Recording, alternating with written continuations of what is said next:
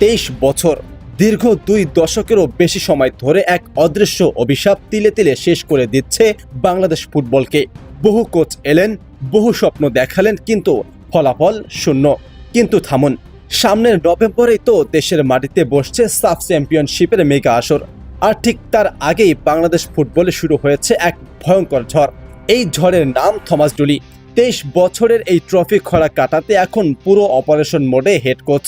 দলকে চাঙা করতে উড়িয়ে আনা হচ্ছে হাই প্রোফাইল বিদেশি সহকারী কোচ।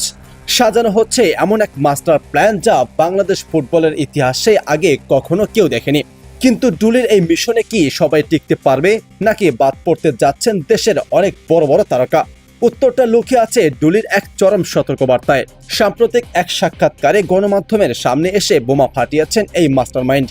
সাফ জয়ের মিশনে দল গঠন নিয়ে কোনো আপোষ নয়। ডুলির স্পষ্ট কথা, দলে কে খেলবে আর কে খেলবে না সেটা একাই ঠিক করব আমি। যখন তখন ইচ্ছে হলেই কেউ দলে ঢুকতে পারবে না। সুযোগ পেতে হলে রক্ত ঘাম ঝরিয়ে নিজের সামর্থ্য প্রমাণ করতে হবে। শুনতে ধাক্কা লাগলেও এটাই বাস্তব। তারকাদের নাম বা পরিচয় দেখার দিন শেষ। ডুলির সাফ কথা, আমার কাছে নির্বাচন মানেই পারফরমেন্স। বয়স, উচ্চতা কিংবা অতীত খ্যাতি কোনো কিছুই এখানে মাপকাঠি নয়। ডুলি স্বীকার করেছেন, দেশের সব খেলোয়াড়কে এখনো হয়তো তিনি চিনে উঠতে পারেননি।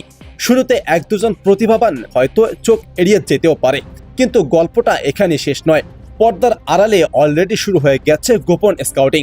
আপনি হয়তো নাম না জানা কোনো তরুণ ফুটবলার, কিন্তু মাঠে যদি আপনার পারফরমেন্স কথা বলে, ডুলির রাডার আপনাকে ঠিকই খুঁজে নেবে।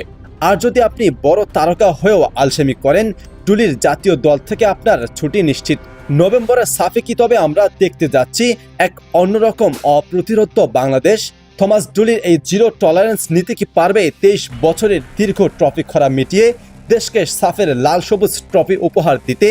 আপনার কি মনে হয়, থমাস ডুলির এই কঠিন সিদ্ধান্ত কি বাংলাদেশ ফুটবলকে বদলে দেবে, নাকি আবারও ভেঙে যাবে কোটি ভক্তের হৃদয়? আপনার মূল্যবান মতামত জানিয়ে দিন নিচের কমেন্ট বক্সে।